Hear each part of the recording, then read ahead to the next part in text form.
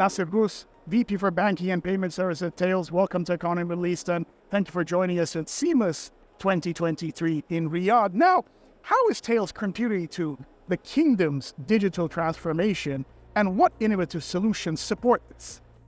Okay, it's first my pleasure to be with you today. And our contribution, in fact, started in 2010. And we can consider that the current vision of 2030 vision is about, as far as we are concerned, about cashless society and digitalization. We started in 2010 by moving the Mike Stripe payment card to a chip and PIN. Then we moved to the contactless payment cards and the tokenization through Apple Pay, or more generally any OEM Pay or issuer wallets like MADA in the country. So these have been, I would say, the contribution which we have made all along the years within this country. So I would say from the inception of the digital payment, and we intend to keep contributing at our level to the vision. And what does the market share look like today, and where do you want it to be in the next 3 to 5 years, let's say? Since we started early, I would say that we bet on this market because we saw the potential. Currently, we have a leading market share when it comes to the payment for our remit. And how about sustainable, responsible payments? What are you doing in that area? So this is a key program for us because we know that all our customers across the world, and of course Saudi banks are fully aligned with this plan.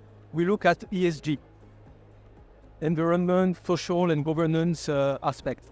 So what we do is we started by producing our cards with non-plastic or recycled PVC, or with PLA, which is a card produced out of made, or we do ocean plastic, meaning that we are partnering with a company that collects plastic from the ocean and on the shores of the oceans, and we manufacture payment cards with that.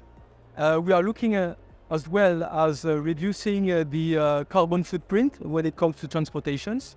Another element is to use products which are not environmental damageable when producing our payment cards. And finally, we look also at the S, which is the social aspect of the ESG, by offering solutions that promote the inclusion. So one of them has been the voice card, which is a card for the people who are visually impaired. And there is a Bluetooth connectivity between the payment card and the mobile phone, which allows those people to listen to the transaction as it is being processed. Because unfortunately, there have been many fraud that has impacted those people not seeing the amounts that sometimes the cashier is entering on the POS. That way they know that the amount is exactly the one that they thought would be the one, and then they approve the transaction. So that's for the S part for ESG. Wonderful. And what are your thoughts in the banking sector, particularly about biometrics and voice biometrics, and how is this going to kind of expand in the future? Biometrics has been a very strong driver to provide convenience when it comes to payment. You know, there's always this balance between convenience and security. So we have always to find the right balance. And thanks to biometrics, we have managed to be able to offer solutions that allows somehow a frictionless transaction.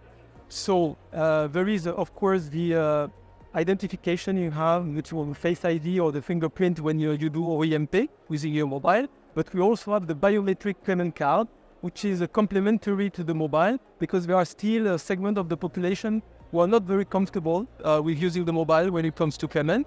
And therefore, we have this biometric card where you have a fingerprint sensor built in onto the plastic of the card. So you enroll with your fingerprint, and that allows you to pay contactless irrespective of the amount. Because otherwise, you know that there is a threshold above which you cannot pay contactless, and you have to insert and enter the PIN. But thanks to this card, like you do with the mobile, Apple Pay, for instance, or any OEM Pay, Google Pay, Samsung Pay, you can do that with your physical card. So that's how we see biometrics as a way to facilitate and bring broader convenience to the transaction itself. Sounds very exciting and very convenient. Well, thank you very much indeed for joining us here at Economy Middle East.